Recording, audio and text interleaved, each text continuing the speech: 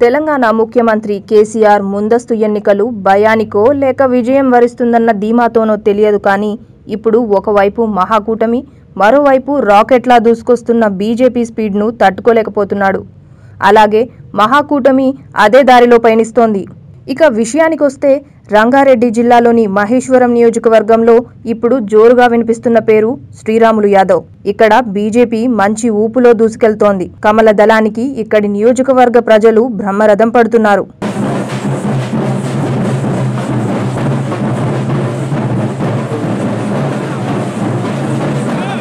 ఇక ఈ నియోజకవర్గంలో గత చరిత్రలు తిరగేస్తే ఇక్కడి నుండి కాంగ్రెస్ నుండి సబితా ఇంద్రారెడ్డి, టీడీపీ నుండి తీగల కృష్ణారెడ్డి గెలుపొందిన నియోజకవర్గంలో వీరిద్దరికీ ఇప్పుడు గెలుపు అన్నది కంటి చూపు కనుమేరల్లో కనిపించడం లేదు. వాస్తవానికి ఈ ఎన్నికల్లో మహాకూటమిగా ఏర్పడ్డ 4 రాజకీయ పార్టీలు ఇంత మందగొండిగా ఎందుకు కమలం ముందు చతికిలబడుతున్నాయో అని ఆలోచిస్తే గత పాలకులు వీళ్లే కనుక. మహేశ్వరం నియోజకవర్గంలో ప్రజల మౌలిక అంశాల విషయాలపై సవతి ప్రేమను ఒల్లబోసిన పార్టీలే ఇవి. అందుకనే ఇప్పుడు శ్రీరాములు యాదవ్ గారికి మహేశ్వరం ప్రజలు విజయరథాన్ని నడిపించే సేవకులై కదం తొక్కుతున్నారు.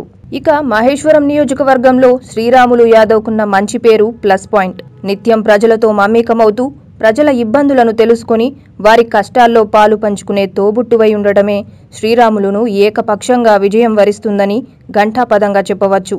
గడిచిన 4 ఏండ్ల పాలనలో కమిషన్లపై ఉన్న శ్రద్ధ అభివృద్ధి సంక్షేమంపై కొరవడిందని ఏకంగా ఇక్కడి ప్రజలే అసహనం వ్యక్తం చేస్తున్నారు. ఇంతవరకు వివిధ పార్టీల అధికారాల్ని కల్లారా చూసిన మహేశ్వరం నియోజకవర్గం ఈసారి టీఆర్ఎస్ కాదు కదా, మహాకూటమి వరదై వచ్చినా బీజేపీ పార్టీకే మా ఓటు వేస్తాం, శ్రీరాములునే మా ఎమ్మెల్యేగా గెలిపించుకుంటాం అని ఘంటాపదంగా చెబుతున్నారు స్థానికులు. ఎన్నికల సమయం సమీపిస్తుండటంతో శ్రీరాములు యాదవ్ పాదయాత్రకు ప్రజలు నీరాజనాలందిస్తున్నారు. ప్రతి ఒక్కరూ విజయం తిలకం దిద్దుతూ శ్రీరాములును ఆశీర్వదిస్తున్నారు. V3 news Maheshwaram.